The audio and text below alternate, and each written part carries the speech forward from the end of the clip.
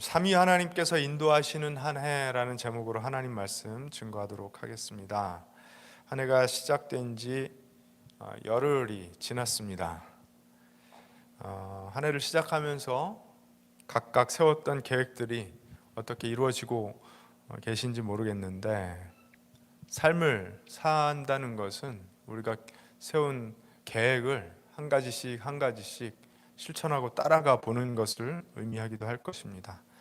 한 걸음 한 걸음 가는 그 걸음들이 우리 인생의 발자취가 되어서 올 한 해 2026년도에도 우리는 어떤 결과물들을 만들어낼 거라고 생각이 되는데요. 학생들에게는 학교에서의 성적이나 친구들과의 관계나, 직장인들에게는 손에 잡히는 업무 성과나 또는 프로모션으로, 또 사업하시는 분들에게는 눈에 보이는 어떤 매출이나 또 기업의 성장으로, 가족 간의 관계 안에서는 더 큰 사랑으로 여러 가지 결과물들을 만들어내는 그런 2026년도 한 해가 될 텐데요. 그런데 지금 이 시점, 한 해를 시작하는 이 시점에 우리의 마음이 그런 계획들에도 불구하고 확신을 가지지 못하고 조금은 불안하거나 약간 흥분되고 설레는 마음 속에서도 염려되는 그런 이유는, 우리의 계획대로만 우리의 삶이 이루어지지 않는 과거의 경험들이 차곡차곡 쌓여 있기 때문이기도 하고, 또 우리가 지금 살아가는 이 시절이 과연 6개월 후, 1년 후가 어떻게 변할지 예측 불가능한 그런 변화무쌍한 시절이기 때문에 그런 흥분이나 두려움들을 가지고 있는 것이 솔직한 심정일 거라고 생각이 됩니다. 우리가 걸어가려고 하는 그 길의 끝이 어떻게 생긴 것인지 미리 훤히 들여다볼 수 없을 뿐만 아니라, 보인다고 하더라도 우리의 능력과 우리의 계획만으로 그렇게 과연 이루어낼 수 있을지를 우리는 확신할 수 없는 연약한 사람들입니다.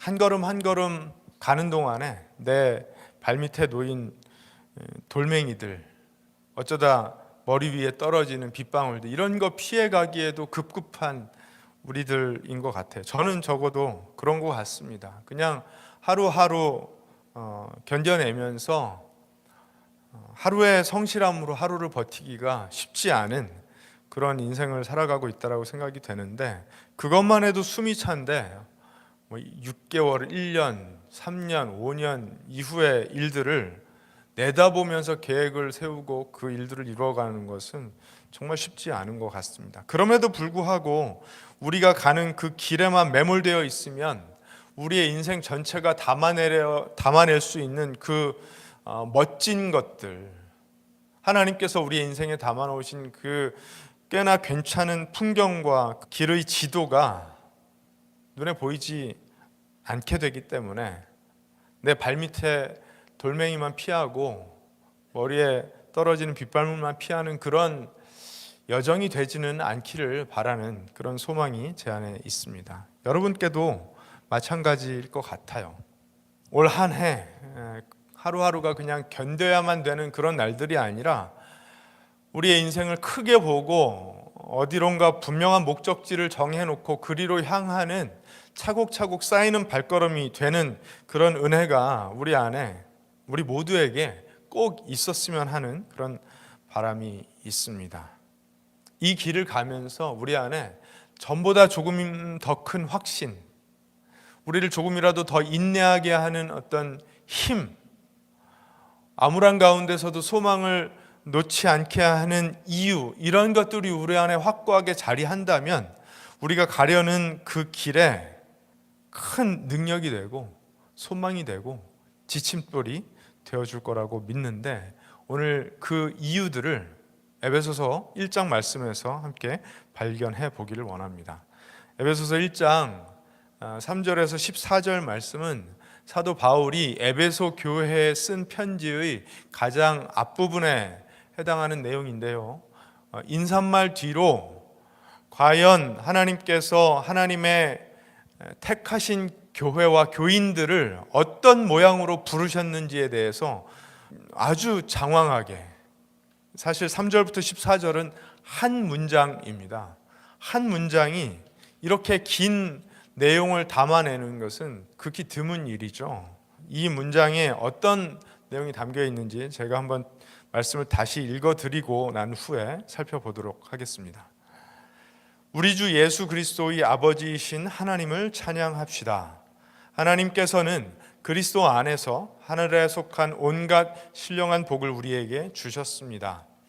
하나님은 세상 창조 전에 그리스도 안에서 우리를 택하시고 사랑해 주셔서 하나님 앞에서 거룩하고 흠이 없는 사람이 되게 하셨습니다. 하나님은 하나님의 기뻐하시는 뜻을 따라 예수 그리스도를 통하여 우리를 하나님의 자녀로 삼으시기로 예정하신 것입니다. 그래서 하나님이 하나님의 사랑하시는 아들 안에서 우리에게 거저 주신 하나님의 영광스러운 은혜를 찬미하게 하셨습니다. 우리는 이 아들 안에서 하나님의 풍성하신 은혜를 따라 그의 피로 곧 구속, 곧 죄 용서를 받게 되었습니다. 하나님은 우리에게 모든 지혜와 총명을 넘치게 주셔서 그리스도 안에서 미리 세우신 하나님이 기뻐하시는 뜻을 따라 하나님의 신비한 뜻을 우리에게 알려주셨습니다. 하나님의 계획은 때가 차면 하늘과 땅에 있는 모든 것을 그리스도 안에서 그분의 머리로 하여 통일시키는 것입니다. 하나님은 그리스도 안에서 우리를 상속자로 삼으셨습니다. 이것은 모든 것을 자기의 원하시는 뜻대로 행하시는 분의 계획을 따라 미리 정해진 일입니다. 그것은 그리스도께 맨 먼저 소망을 둔 우리로 하여금 하나님의 영광을 찬미하는 사람이 되게 하시려는 것이었습니다. 여러분도 그리스도 안에서 진리의 말씀 곧 여러분을 구원하는 복음을 듣고서 그리스도를 믿었으므로 약속하신 성령의 날인을 받았습니다. 이 성령은 하나님의 소유인 우리가 완전히 구원받을 때까지 우리의 상속의 담보이시며 우리로 하여금 하나님의 영광을 찬미하게 하십니다. 아멘. 이 에베소 지역은요, 지금 이제 터키의 에베소 지역인데, 당시 로마 제국 안에서 정치적으로 또 상업적으로 굉장히 중요한 위치에 있었던 요충지였습니다. 그리고 많은 사람들이, 외국에서 많은 사람들이 모여들어서 서로 상업을 하는 그런 곳이었기 때문에 문화적으로도 굉장히 번창한 그런 곳이었습니다. 뿐만 아니라 세계 불가사의 가운데 하나라고 일컬어지는 아르테미스 신전이 있어서 우상신을 섬기는 일에 굉장히 열심히 했고, 또 사도행전을 보면은요, 이 에베소 지역에서 바울을 골치 아프게 했었던 마술사가 등장하는 것으로 보아서 사람들을 현혹하고 미혹하는 거짓 마술사들이 활동했던 것을 볼 수가 있습니다. 그러니까 정치, 경제, 상업 그리고 철학적으로 또 영적으로 모든 면에서 굉장히 복잡하고 꽤나 중요한 그런 위치에 있었던 도시일 뿐만 아니라 우상 숭배가 강력했고, 그래서 영적인 싸움이 치열했던 그런 곳이었습니다. 그곳에 이 이방 지역에 세워졌던 교회이니만큼 그 안에 유대인들과 또 이방인들 간의 갈등, 이런 것들이 사실은 굉장히 강력해서 바울 사도가 이 에베소 교회 편지를 쓰면서 가장 중요하게 다뤘던 내용 가운데 하나가 유대인들과 이방인들 사이에 더 이상 벽이 없어야 된다라는 내용일 정도로 그 교회 안에 갈등이 심했던 것을 우리가 볼 수가 있습니다. 이 성경학자들은 에베소서를 가리켜서요, 마태복음 16장 18절, 즉 예수님의 핵심 선언이시죠. 내가 이 반석 위에 내 교회를 세울 것이다 라는 예수님의 선언, 이 말씀을 가장 깊이 있게 풀어낸 교회론의 정수가 에베소서에 담겨져 있다, 이렇게 평가합니다.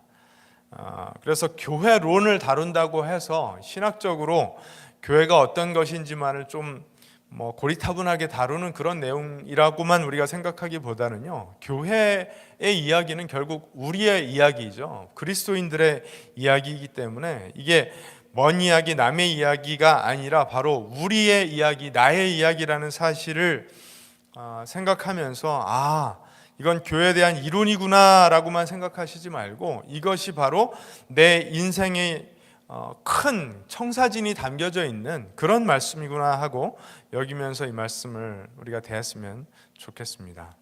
아까 말씀드린 것처럼 1장 3절부터 14절까지 사도 바울은요, 단 하나의 거대한 문장으로 편지의 도입부를 시작했습니다. 요즘 이제 뭐 한국말이든지 영어든지 이렇게 문장을 길게 쓰면 욕먹죠. 클래스에서 이렇게 긴 문장을 쓰면 점수 깎입니다. 그래서 뭐 문학적으로 학문적으로 보면 뭐 비문이라고 우리가 볼 수도 있을 만큼 길고 복잡한 그런 문장이지만 그 안에는 논리상으로 바울이 어떤 한 가지 두 가지로 끊어 버리기에는 너무나 밀접하게 연결되어 있는 복음의 논리와 복음에 대한 감격이 담겨져 있는 거예요. 이 말씀이 어떤 구조로 되어 있는지 좀 나눠서 살펴볼 필요가 있겠죠. 너무 기니까요. 그래서 말씀을 좀 나눠서 보면 3절부터 6절까지의 내용을 보면 하나님께서 예정하셨다, 창세전에 선택하셨다, 이런 내용이 기록이 되어 있습니다. 여기서 이제 하나님께서 그리스도 안에서 하나님의 백성들을 향하여 어떤 계획을 갖고 계신지를 풀어내고 있는 거예요. 삼위 하나님에서 성부 하나님의 예정과 계획 그리고 선택, 이런 내용들이 담겨져 있습니다.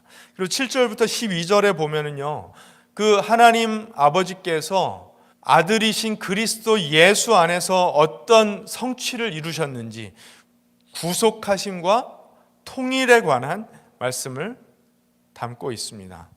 예수님 안에서, 그리스도 안에서가 이제 오늘 말씀 가운데 그의 아들 안에서, 하나님의 사랑하심을 받은 자 안에서, 그리스도 안에서 등으로 오늘 12구절 가운데 10구절에 그런 내용이 반복이 되고 있어요. 그러니까 바울은요, 매 그 구절마다, 사실은 이게 한 문장이지만 매 구절마다 그리스도 안에서라는 키워드를 담아놓고 싶었던 거예요.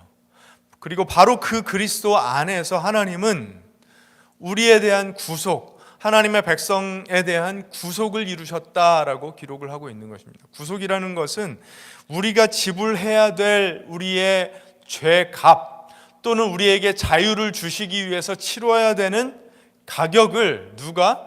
예수 그리스도 하나님의 아들께서 대신 지불하시고 redeem 하시면서 그 페이먼트를 지불하시면서 우리를 사신 바 되었다라는 것입니다. 여기까지가 삼위 하나님 가운데 성자 하나님 그리스도 예수를 통해서 하나님께서 이루신 성취하신 일에 대한 내용이고요. 그리고 13절과 14절에 보면 성령 하나님에 관한 말씀이 기록되어 있죠. 성령 하나님께서 하시는 일은 날인하신다라고 오늘 우리가 읽은 세번역 성경에 기록을 하고 있는데, 인치심, 도장 찍으심 또는 guarantee, 보증하심, 이런 용어들이 사용이 되면서 이제 그리스도 예수 안에서 이 땅을 살아가는 사람들이 확신을 가질 이유에 대하여 성령께서 동행하시고 보증하시는 사역에 대하여 기록을 하고 있습니다. 그러니까 오늘 전체 말씀 3절부터 14절까지에 기록된 이 한 센텐스는요, 결국 삼위 하나님께서 하나님의 백성들을 위하여 이루신 성취하신 은혜의 사역에 관한 말씀이 기록되어 있고, 사도 바울은 이것을 논리적으로 따로따로 끊어낼 수가 없어서 한 문장 안에 다 연결시켜 놓았던 것입니다.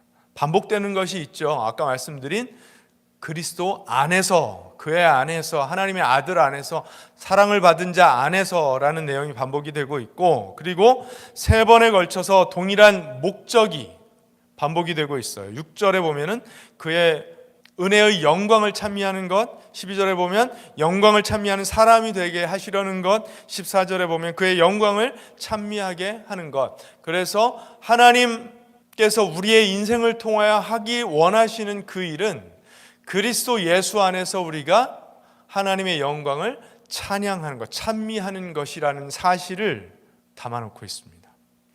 그러니까 하나님의 모든 구속사역의 내용을 담기도 했고요. 복음의 진수를 담아놓기도 했고 성령의 사역을 담아놓기도 했으며 우리의 인생이 어떤 목적을 가지고 있는지에 대해서 사도 바울이 이 문장에 담아놓고 있는 것입니다. 한 문장이지만요, 한편의 시 같기도 하고요, 한편의 노래 같기도 해요. 반복이 있고요, 또 나님이 있고요. 마치 후렴구가 있는 것처럼 음악적인 그런 시적인 면모를 보여주고 있는 문장이기도 합니다. 사실 이 긴 문장을 통해서요, 사도 바울이 오늘 이 예배를 드리고 있는, 그리고 2000년 전 에베소 교인들을 향해서 던졌던 질문을 한 문장으로, 짧은 문장이요, 이렇게 긴 문장 말고 짧은 문장으로 한번 해본다면 저는 이렇게 질문할 것 같아요. 당신은 당신의 인생이 하나님의 거대한 계획 안에 있다는 사실을 믿고 있습니까? 라는 질문을 던지는 내용으로 요약할 수 있을 것 같아요. 당신은 당신의 인생이 하나님의 거대한 원대한 계획 안에 있다는 사실을 믿고 있습니까? 또는 2026년도를 그 믿음으로 살아가겠습니까? 라고 질문하고 있다라고 믿습니다. 우리가 단순히 먹고 사는 문제, 학생이면 성적, 비즈니스 하는 분이면 매출, 직장인이면 월급과 프로모션의 문제에만 매몰되어 있을 때 성경은요, 오늘 이 말씀은 우리에게 그것 너머에 있는 하나님께서 우리를 위하여 예정하시고 성취하시고 보증하시는 그 아름다운 사역이 우리를 향해 펼쳐지고 있다는 사실을 보라고 도전하고 있는 것입니다. 그렇기 때문에 저와 여러분들이 2026년도 한 해를 살아가면서 남겨야 할 발자취는요, 우리가 소소하게 세워놓은 그 계획들을 성실하게 이루어가는 그것뿐만 아니라 이 땅에 우리가 하나님의 예정함을 입은 사람들로서, 하나님께서 아들을 내어주시고 구속하신 사람들로서, 성령께서 동행하시고 보증하시는 사람들로서 남겨야 될 영원한 나라를 향한 거룩한 발자취가 있어야 된다는 사실을 오늘 말씀이 도전하고 있는 것입니다. 이 모든 내용 안에요, 가장 중심에 3절이 자리 잡고 있다고 생각을 합니다. 3절 말씀을 다시 보면요, 우리 주 예수 그리스도의 아버지이신 하나님을 찬양합시다. 하나님께서는 그리스도 안에서 하늘에 속한 온갖 신령한 복을 우리에게 주셨습니다. 아멘. 복을 주셨다라고 말씀하고 있습니다. 우리가 그렇게 좋아하는 복을 하나님께서 이미 우리에게 주셨다라고 바울이 이야기합니다. 그런데 그냥 복이 아니라 신령한 복을 주셨다라고 말씀합니다. 하나님께서 우리에게 주시는 신령한 복, 어떤 것일까요? 그 신령한 복은요, 이 에베소서 전체를 통틀어서 그리스도 안에서, 또는 그와 유사한 표현으로 36번이나 사용된 이 표현, 그리스도 안에서 하나님께서 우리에게 주시는 복이 바로 신령한 복이에요. 신령한 복은 우리가 이 땅의 험한 길을 걷고 있을지라도 우리의 영혼이 하나님의 보좌에 속하여 하나님과 함께 동행하고 있는 사람만이 경험할 수 있는 그런 복입니다. 하나님의 새로운 피조물이 되는 것을 경험하는 복이에요. 이 세상에서 죽음과 질병, 그리고 다른 사람들과의 그 경쟁에서 뒤처지는 것에 대한 두려움, 나의 계획이 이루어지지 않는 것에 대한 불안감, 이런 것들 때문에 안절부절 살아가고 있는 우리들에게 영원한 소망을 발견하게 하는 그런 복이에요. 이 땅에 살아가고 있기 때문에 어쩔 수 없이 직면하게 되는 그 불안감과 두려움을 초월할 수 있는 복이 바로 신령한 복입니다. 여러분, 그런 복을 받고 계십니까? 그런 복을 누리고 계십니까? 아니면 그런 복이 주어졌음에도 불구하고 여전히 내가 계획한 일, 내가 원하는 일이 이루어지지 않으면 어떡하지? 동동 발을 구르면서 불안해하고 두려워하는 그런 처지에 머물러 계시지는 않습니까? 그래서 그리스도 안에 거하지 못하고 그리스도를 잊어버리고 그리스도를 떼어놓고 나의 계획을 생각하고 내 미래를 예측하기 때문에 경험할 수밖에 없는 그 소망 없는 상태, 불안한 상태에 머물러 계시지는 않습니까? 이 예수 그리스도라는 문을 통과하지 않고서는요, 우리가 하나님께서 우리에게 주신 그 신령한 복, 하나님의 사랑과 그 온전한 뜻을 이해할 수가 없습니다. 그래서 우리가 항상 돌아봐야 되는 것은요, 내가 이 모든 일들을 감당함에 있어서 그리스도 안에 거하고 있는가? 그리스도 안에 거하고 있기 때문에 하나님께서 나에게 주시는 신령한 복을 누리고 있는가? 세상 사람들은 알 수도 없고 누릴 수도 없는 그 복을 누리고 있는가? 그것이에요. 너무 추상적인 것 같죠? 너무 막연한 것 같죠? 그래서 도대체 뭐가 바뀐다는 것인가? 그 신령한 복이 내 삶에 이르렀기 때문에 변하는 건 도대체 뭔가? 그런 생각이 들 수도 있습니다. 이 목회를 해오면서 또 한 사람의 그리스도인으로서 세상을 살면서 많은 분들과 이야기를 나누고 경험하다 보면 한 가지 안타까운 그런 반복적인 현상이 있다라는 것을 제가 느끼게 돼요. 어떤 분들은 이제 저의 이야기에서도 그걸 느낄지도 모르겠습니다. 그런데 그 많은 이야기들 속에 나의 이야기, 우리의 이야기는 가득한데, 그런데 그 이야기들이 예수 그리스도와 어떻게 연결되어 있는지는 잘 들리지 않을 때가 많다는 점입니다. 하루 동안 지내면서 제가 한 이야기 속에 과연 예수 그리스도 안에서의 이야기가 얼마나 들렸는지를 돌아봐도 스스로 좀 부끄럽고 안타까운 생각이 들 때가 많죠. 아니, 우리의 살아가는 이야기가 결국은 그리스도 안에서의 이야기들 아닙니까? 라고 누군가는 질문할 수도 있을 것 같습니다. 그런데 실제 그 내막을 좀 내밀한 이야기들을 들여다보면 내가 가지고 있는 인간적인 어떤 욕심이나 불안감이나 두려움 밑에 기저에 깔려있는 그 근거가 결국은 내가 할 수 있을까? 내가 할 수 있을까? 나는 하고 싶은데 내가 할 수 있을까? 거기에 온통 집중이 되어 있기 때문에 우리에게 신령한 복을 허락하시는, 우리를 그리스도 안에서 살게 하시는 하나님에 대한 신뢰가 어디 갔는지 찾아볼 수가 없기 때문에 나의 이야기가 나의 이야기로 끝날 때가 많은 것 같아요. 여러분, 우리의 인생은요, 하나님께서 예정하셔서 선택하시고 부르신 사람들, 그리스도 예수 안에서 피값 주고 사신 사람들, 성령의 날인을, 인치심을 받은 사람들의 삶에 예수 그리스도를 빼놓고 우리를 향하신 하나님의 신령한 복이나 섭리나 사랑, 이런 것들을 말하는 것은 사실 불가능한 일입니다.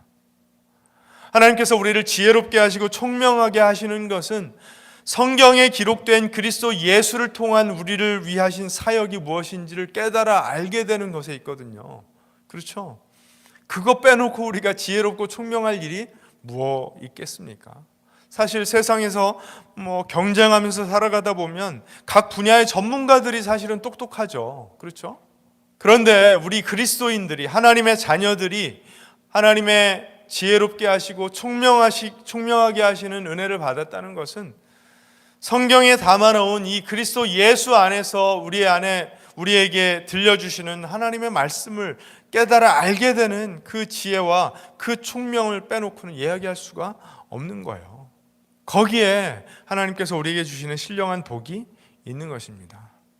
우리가 인생의 문제들을 해결하려고 해도, 또 계획해 놓은 것들 한 가지 실천해 보려고 해도 그 중심에 예수 그리스도가 빠져 있으면 우리는 결코 하나님께서 원하시는 아름다운 결과물들을 만들어내는 인생을 살아낼 수가 없는 것입니다. 복의 성격이 전혀 다르기 때문에 그래요. 하나님께서 우리에게 주시는 신령한 복은요, 근본적으로 우리에게 소망의 근거가 되어줄 수 있는, 참 기쁨의 이유가 되어줄 수 있는 그런 복이 신령한 복입니다. 나의 열심이나 또는 세상에 벌어지는 일들의 상황에 따라 흔들릴 수 있는 그런 것이 아니라 결단코 흔들리지 않는 그리스도 안에서 이미 그 승리가 보장되어 있는 그런 복이 신령한 복이죠. 그래야 우리에게 참 소망의 근거가 되어주고 참 기쁨의 이유가 되어줄 수 있지 않겠습니까? 이 신학자 J.I. 패커는 그분이 쓴 견고한 크리스찬이라는 책에 이렇게 이야기합니다. 우리 그리스도인들 기독교 신앙의 시금석 뭔지 아세요? 터치스톤. 시금석은 바로 예수님에 대한 단언이라고 강조했습니다. 예수님에 대한 단언이라는 것은요, 예수 그리스도가 어떤 분이신지에 대한 우리의 확고한 확실한 신앙 고백이에요. 그게 있는 사람과 없는 사람이 모든 차이를 만들어낸다라고 J.I. 패커는 이야기하고 있습니다. 우리가 언제나 고백하는 이 사도신경, 그 사도신경의 중심에 누가 계시죠? 예수 그리스도가 계시죠. 오늘 사도 바울이 이 긴 문장으로 하나님의 아버지의 예정하심과 성자 하나님의 성취하심과 성령 하나님의 보증하심에 관하여 이야기하고 있는데 그 중심에 어떤 문장이 있습니까? 그리스도 안에서가 있죠. 그렇죠? 2026년도를 살아가면서 우리가 한 발짝 한 발짝 걸어가는 인생길, 그 계획 안에 누가 계셔야 됩니까? 그리스도가 계셔야 되고요. 우리가 하는 모든 일들이 그리스도 안에서 이루어지는 일들이 되어야 됩니다. 이것은요, 우리가 하는 모든 일들이 예수 그리스도와 파워풀하게, 라이블리하게 연결되어 있어야 된다는 것을 의미해요. 예수 이름을 빼어놓고 그 어떤 일도 해나갈 수 없다라는 것을 의미합니다. 오직 그리스도 안에 있는 하나님의 사람만이 온전한 평안과 하나님의 뜻에 대한 이해에 도달할 수 있다라는 거예요. 사랑하는 여러분, 우리가 하는 대화 속에, 우리의 계획 속에, 우리의 가장 아픈 고민 속에 이제 다시 예수 그리스도를 그 중심에 모셔야 될 포인트가 오늘의 예배가 되었으면 좋겠습니다. 그래야 막막했던 우리의 영적인 안목이 트이고 두려움과 불안으로 가득했던 그 마음의 자리에 소망과 설레임으로 채워줄 수가 있습니다. 그래야 신령한 복이 우리의 삶에 실질적인 능력을 발휘하게 될 것입니다. 하나님께서는요, 우리가 이 땅 살아가면서 수치적으로 어떤 성과를 남겼는가 그것을 검증하는 분이 아니세요. 예수님께서 여러 번 비유로 들어주신 우리가 남겨야 될 달란트의 비유들은요, 수치상으로 하나님께서 검증하시는 그런 내용들이 전혀 아닙니다. 하나님은 과연 우리가 그리스도 안에서 하나님께서 우리 삶에 베풀어 주시는 그 신령한 복을 충만하게 누리며 살아갔는지를 보기 원하세요. 그리고 그 풍성함을 세상에 흘려보내면서 살았는지를 보기를 원하세요. 여러분, 우리가 어떤 발자취를 남겨야 됩니까? 어떠한 암울한 상황 속에서도 절대로 소멸되지 않는 소망을 붙들고 있었는지 그 소망의 발자취를 남겨야 되고요. 그리고 풍파로 몰아치는 그 세상의 거친 물결 속에서도 언제나 평안의 이유들을 찾아내고 있었는지 그 평안의 발자취를 남겨야 됩니다. 그리고 이처럼 거세게 반목하고 갈등하는 시대 속에서 인내로, 온유함으로, 사랑으로 열매 맺었는지 그 발자취를 하나님께서 보기 원하십니다. 근데 제일 어렵죠. 소망의 발자취, 평안의 발자취. 그래서 우리가 사랑으로 맺는 열매들, 이런 것들은요, 내가 내 힘만으로 억지로 만들어낼 수 있는 그런 발자취들이 아닙니다. 그런 흔적들이 아니에요. 깨지죠, 부서지죠, 넘어지죠, 실패합니다. 반드시 그렇게 됩니다. 그런데 우리가 그리스도 안에 거할 때 하나님께서 자연스럽게 우리의 삶을 통해 빚어내시는 신령한 복의 증거들이 나타날 수밖에 없다라는 사실을 바울이 이야기하고 있는 거예요. 하나님은 그것을 삼위 하나님의 은혜로 우리 삶을 통해 예정하셨고 이미 성취하셨으며 보증까지 해주신다라고 이야기하고 있는 것입니다. 그래서 에베소 교인들에게 여러분 안에 있는 영적인 혼미함과 민족 간의 갈등이나 이런 것들 얼마든지 넘어설 수 있습니다라고 편지 서두에 선언하면서 시작하고 있는 것이고, 이제 2026년도 한 해를 시작하면서 조금은 불안하고 조금은 두려우며 염려하고 있는 하나님의 백성들에게 여러분은 이미 하나님께서 택정하셔서 신령한 복을 누리게 하는 사람들이기 때문에 그리스도 안에 있으면 됩니다. 되는 것입니다. 될 수 있습니다. 라고 이야기하고 있는 것입니다. 제가 그래서 나이가 조금씩 들다 보니까요, 염려가 많아지고요, 좀스러워지고요, 걱정하더라고요. 보니까 옛날엔 너무 생각 없이 그냥 무대뽀로 저지르는 일들이 많아서 복잡해지는 인생이었는데, 나이가 한 살 한 살 되니까 참 사람이 좀스러워지고 걱정만 들고, 그래서 참 안 좋더라고요. 아내에게 잔소리처럼 이 디테일에 신경을 써야 된다라고, 거기에 성공하는 비결이 있다라고 자꾸만 잔소리처럼 이야기하는데, 그런데 여러분, 인생을 한참 지나고 나면 우리가 밟고 지나간 그 돌멩이 같은 디테일들 있잖아요. 그거 잘 생각 안 납니다. 잘 생각 안 나요. 거기에 너무 얽매일 필요가 없어요. 물론 세밀하게, 섬세하게, 신실하게 계획해 보는 것, 성실하게 따라가 보는 것 중요하지만, 그러나 우리 삶에 닥쳐오는 그 작은 디테일들 있잖아요. 거기에 너무 얽매여서 전체적인 시야를 잃어버리면 안 되겠습니다. 너무 디테일에 얽매이다 보면요, 조급한 마음 생기고요, 좀스러워지고요, 걱정과 염려가 늘더라고요. 여유를 가지기가 어렵습니다. 담대해지기가 어렵고요, 넘어졌을 때 또 한 번 해볼 용기가 나지 않습니다. 그러나 삼위 하나님의 그 은혜의 사역을 신령한 복으로 받고 있는 저와 여러분들이라면, 그 디테일들에 얽매여서 어디로도 가지 못하는 인생들이 아니라, 방황하고 헤매는, 염려만 하고 있는 그런 인생들이 아니라, 하나님 나라라는 원대한 정상을 향해서 하나님께서 주시는 힘으로 한 걸음 한 걸음 뚜벅뚜벅 내딛는 그런 말자취를 만들어내는 사람들이 될 줄로 믿습니다. 2026년도 한 해 우리의 모든 발걸음마다 그리스도 안에서 그 영광을 찬미합니다라고 고백하며 나아가는 우리가 되었으면 좋겠습니다. 이 에베소서 말씀에 사도 바울이 고백으로 하나님의 은혜를, 그 영광을 찬미합시다라고 고백했던 것이 저와 여러분들의 삶에 올 한 해 내내 메아리 치면서 끊이지 않기를, 그래서 그리스도 예수 안에서 하늘의 모든 신령한 복을 마음껏 누리는 그런 한 해가 되기를 우리 주님의 이름으로 간절히 축원합니다. 기도하겠습니다.